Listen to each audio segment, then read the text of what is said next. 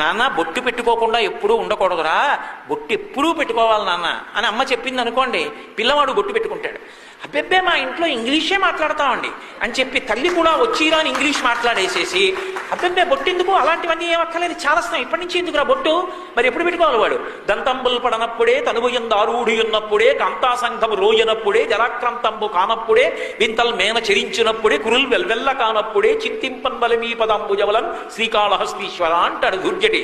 అంతేగాని రిటైర్ అయిపోయిన తర్వాత నేను రామాయణం చదువుతానండి ఎవడన్నా రాసి ఇచ్చాడా ఉంటే అవన 60 ఏళ్ళు, ఒకవేళ 60 ఏళ్ళు అయిపోయిన తర్వాత రామాయణం పట్టుకుంటే మాత్రం నీకు బరువు తప్ప ఏమర్థం అవుతుంది? అందులోంచి ప్రారంభం నుంచి ఒంట్లో ఓపిక ఉన్నప్పుడు రోజుకో శ్లోకం చదవడానికి రామాయణం బరువు అయిపోయిందా నీకు?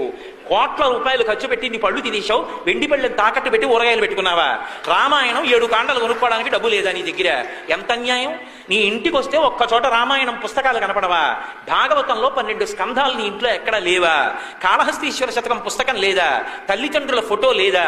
నేను నీ ఇంటికి వచ్చి నిన్ను గౌరవించనా? ఎంత అన్యాయం నీ కోరికే! కనీసం రామాయణం 7 కాండల పుస్తకాలు ఇంట్లో లేకపోతే ఇప్పుడు మనుష్యుడు అని చెప్పడం ఎలా సాధ్యం అండి? ఇన్ని కోట్లు ఖర్చు పెడుతున్నావు, చదవకపోతే పీడాపోయి రోజు దాని మీద పువ్వేసి నమస్కారం పెట్టు. రాముడంత ధర్మానుష్ఠాన తత్పరుడు ఎప్పుడో అప్పుడు నీ వంశంలో వస్తాడు.